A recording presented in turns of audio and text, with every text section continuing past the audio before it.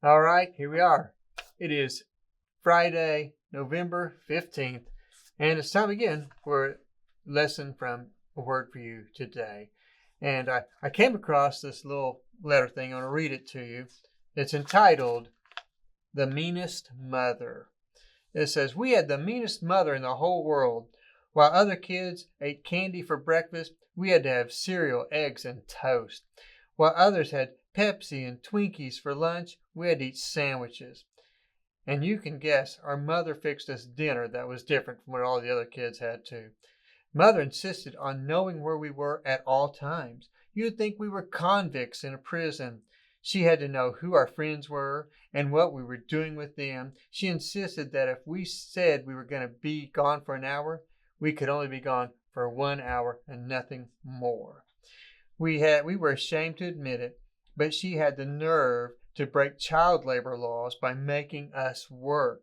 We had to wash the dishes.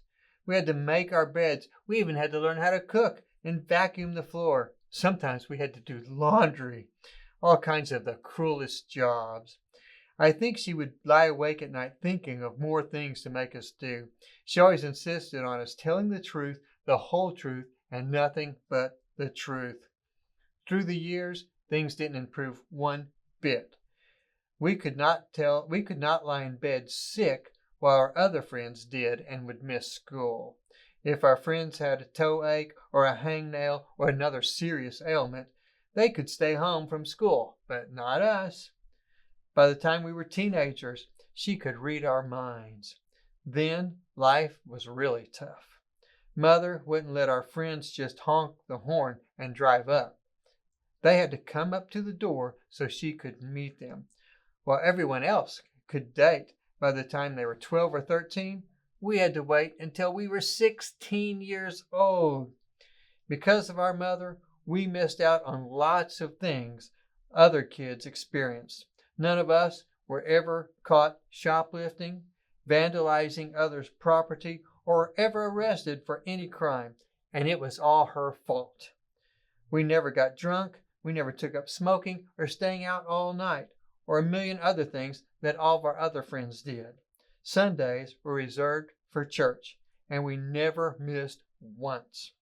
We knew better than to ask to spend the night with a friend on Saturday nights. And whom do we have to blame for the terrible way that we turned out?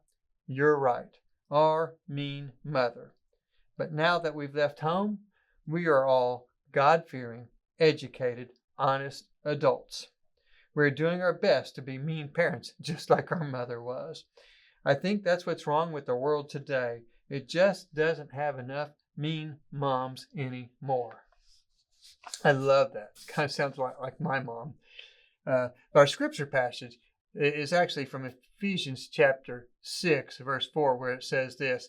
It says, "Fathers, do not exasperate your children. Instead, bring them up in training and instruction of the Lord." And so my first thought on this, well, fathers, we need to deal with their hearts first and foremost. A word in the head is not near the same as a word in the heart. And I love this last line where it says, instruction of the Lord, training of the Lord. See, I don't feel that we have to beat our children up with the Bible. However, I do feel that it's very, very important that we talk of the Lord regularly, that we're openly sharing what is going on with our relationship with the Lord in front of our children. That it just becomes more of a natural talk of His part, of the Lord's part in our life. And then we take time to catch those, teachable moments is what we're looking at. Instructing them, again, not beating them over the head with the Bible. It hadn't been that long ago, but you ever been to a restaurant and you look at the family across on the other table and you see the mother on her phone, you see the father on his phone, and then they've handed the child like an iPad for them to play with. There's nobody talking, and I've even seen them with phones strapped to their strollers as they're sitting there, and I think to myself, what are we doing? What are we doing with our children? What are we doing to them? It says fathers here. He's saying parents. He gives us a positive command to bring them up. In other words, Christian parents are expected to be highly involved in raising our children. Two areas that Paul mentions here. First, he mentions training or discipline. He says that's providing guidance for them. It helps them so that they can live responsibly, that they can live a life of meaning. The only way that happens is we guide them with our words and our actions.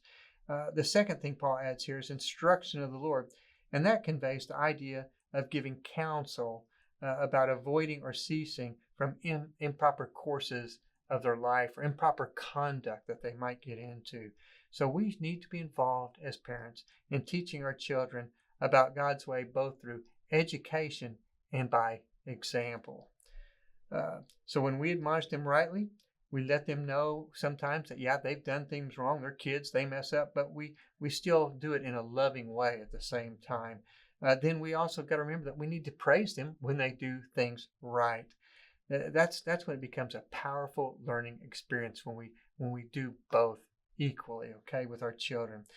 So that's why we have the responsibility to ensure that our homes are a place where it's safe to fail, and yet it's a happy place where we can make mistakes, but we still love you, and we still are going to help you learn to grow through those times. I came across this little poem I love, and I'll wrap it up with this. It says, Lord, give us the wisdom to provide the proper atmosphere, to lead our children in your ways by what they say, by what they see and hear. Hope you have a great day.